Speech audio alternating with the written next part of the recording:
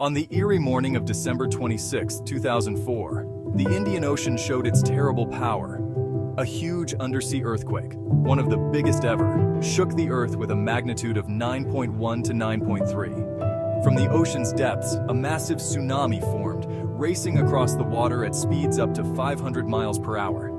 In just a few hours, 14 countries were hit hard. Lives were destroyed. The waves reached heights of up to 100 feet in some places.